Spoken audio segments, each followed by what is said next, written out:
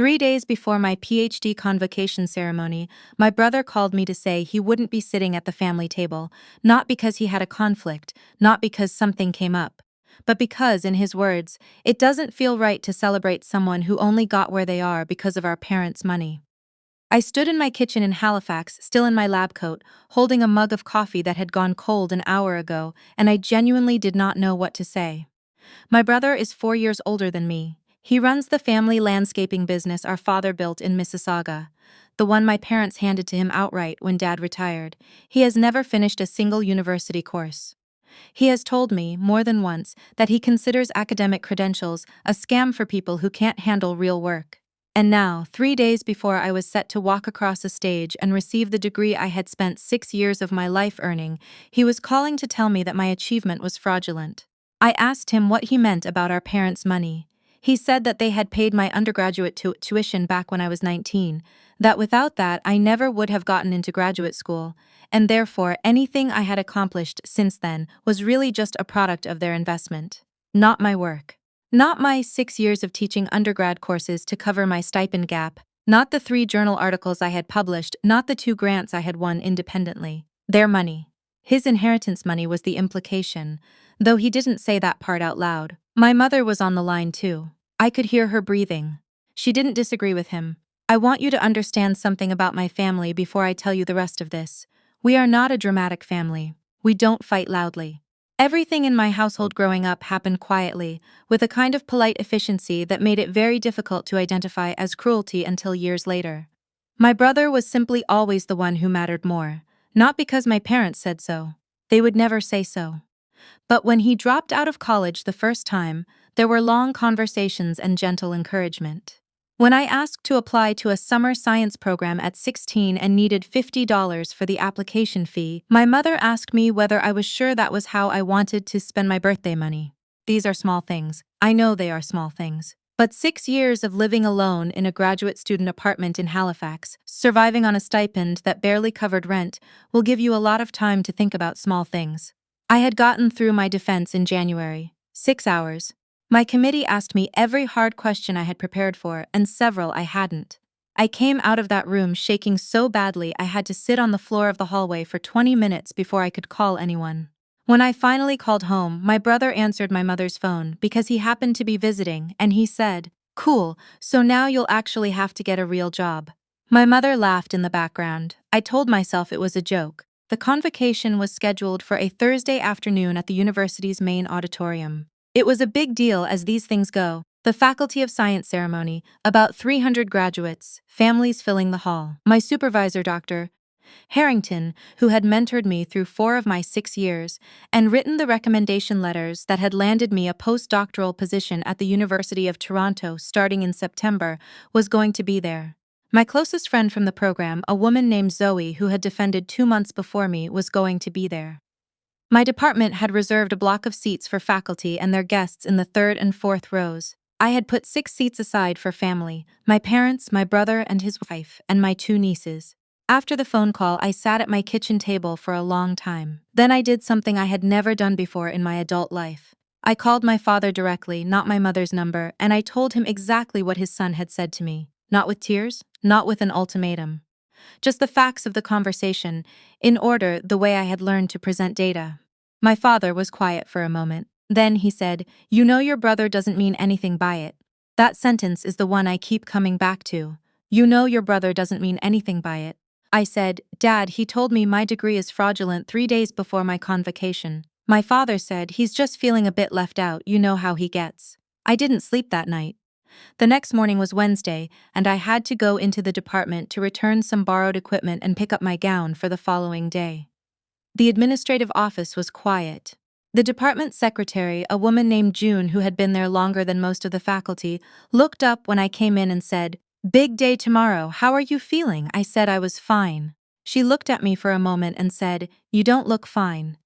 I don't know why that particular sentence broke me open the way it did. I had held it together through the phone call, through the conversation with my father, through a night of staring at my ceiling. But June asking that question in that practical, unsentimental way that she had, I started crying in the middle of the department office with my gown in a plastic bag over my arm. She put a box of tissues on the desk and waited. I told her the short version. When I was done, she was quiet for a moment. Then she said, "Does Dr. Harrington know?" I said no. She picked up her desk phone and called his extension. My supervisor was in his office in 15 minutes. He sat across from me in one of the chairs they keep for graduate students waiting to discuss their work, and he listened to the whole thing without interrupting. When I finished, he leaned back in his chair and was quiet for long enough that I started to wonder if I had made a terrible mistake telling him any of this. Then he said, "I'm walking you in tomorrow." I said, "What?" He said, "The processional. I'm walking you into the hall if you'll have me." I want to explain something about Dr. Harrington. He is 61 years old, originally from Fredericton, the kind of person who has been at the same university for 30 years, not because he couldn't go elsewhere, but because he genuinely loves the place. He supervised 12 graduate students over his career before me. He came to every one of their convocations. He is not an emotional person in the way the word usually means. He doesn't make speeches or offer unsolicited encouragement.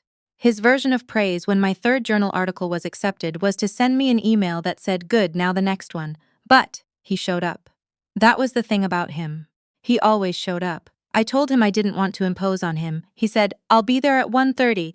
That gives us 20 minutes before the processional starts." I drove home that evening and I called my mother. I told her that I understood if the family wasn't coming, that I wasn't going to beg anyone, but that I wanted her to know the ceremony started at 2 and the doors would close at 1:50. She said she'd talk to my brother. I went to bed at 9 o'clock. I lay there in the dark and I thought about the $50 application fee. I thought about my brother's hand on my father's shoulder at Christmas, the easy way they occupied the same space. I thought about what it had felt like to sit on the floor of that hallway in January, shaking, waiting to feel like it was real. I must have fallen asleep at some point because my alarm went off at 7, and the morning felt very ordinary. I made coffee. I ironed the blouse I was wearing under my gown. I called Zoe, who told me she was meeting me outside the hall at 1:15 and that she was bringing a flask of rye whiskey for medical purposes. I laughed for the first time in 2 days. I got to the auditorium at 1:20. Zoe was already there, and she hugged me for a long time without saying anything, which was exactly the right thing to do. Dr. Harrington arrived at 1:30 on the dot, in his full academic regalia, robe, hood, the entire thing. He shook my hand the way he always did, formally, and said, "Ready?" I said yes. We lined up for the processional in the corridor outside the hall. I was scanning the gathering crowd through the doors, not obviously, just glancing, the way you do when you're looking for a face you're not sure will be there. I could see the family seating section from my angle. 5 of my 6 reserved seats were empty at 1:40, then 4, then 3. My parents came in at 1:45. My brother and his wife were with them, but they went and sat in the general section at the back. My nieces weren't there. My parents took 2 of the reserved seats, and the third, which I had put aside for my brother, stayed empty between them. And then the doors opened and the processional music started. I have thought a lot about what it means to be walked into a room. I think most people don't think about it much. It's ceremonial, it's traditional, it's the kind of thing that happens and is forgotten. But there is something about the physical fact of it, about having a person beside you who has chosen to be there, who is matching your pace and holding your arm and moving through that door with you because they decided you deserve to be accompanied. That is not a small thing. It is not a small thing at all. Dr. Harrington and I walked into the hall together. Every head turned the way heads always do at the beginning of a processional. Faculty moved toward the stage, graduates filtered toward their rows. But I saw the moment my parents registered who was beside me, because my mother's hand went to her mouth and my father sat up very straight. I saw my brother from the back of the hall stand up slightly from his seat, the way you do when you're trying to see over a crowd. Dr. Harrington did not look at any of them. He walked at exactly the right pace, measured and deliberate, and as we passed the row where my parents were sitting, he turned his head and looked directly at my father. He didn't say anything, he just looked. For exactly 3 seconds. Then he escorted me to my seat in the graduate section, shook my hand again, and went to his place with the faculty on the stage. The ceremony itself was 2 hours long.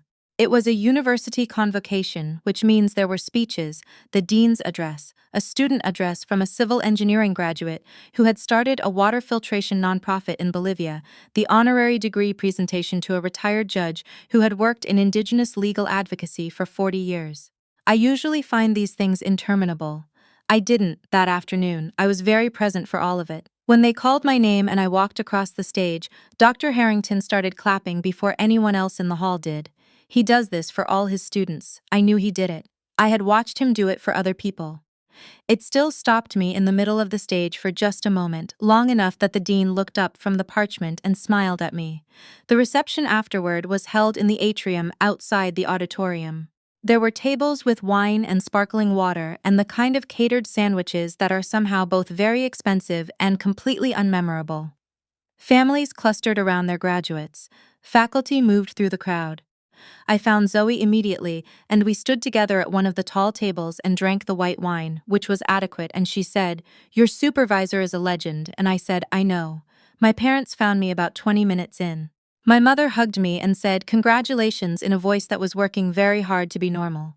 My father shook my hand and said he was proud of me, and I could tell he meant it, or some version of it, the version that was still compatible with everything else he had or hadn't done. I thanked them for coming.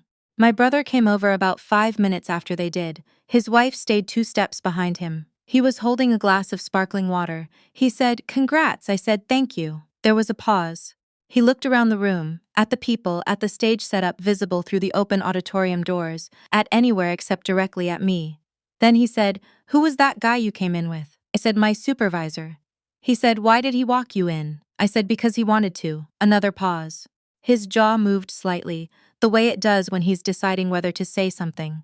He said, "Look, I'm sorry about what I said on the phone. I was having a bad week." I looked at him for a moment. He was wearing the blue dress shirt he wore to every family event, the one my mother had bought him. He looked like what he was, which was a person who had never had to fight for anything, and had therefore never developed a very good sense of what other people's fights cost them. I said, "I know you were." I didn't say anything else. I turned back to Zoe, who was watching this exchange with the polite expression of someone who has heard enough about this family to know exactly what is happening. My brother stood there for another beat, then moved away. Dr. Harrington found me about 10 minutes later.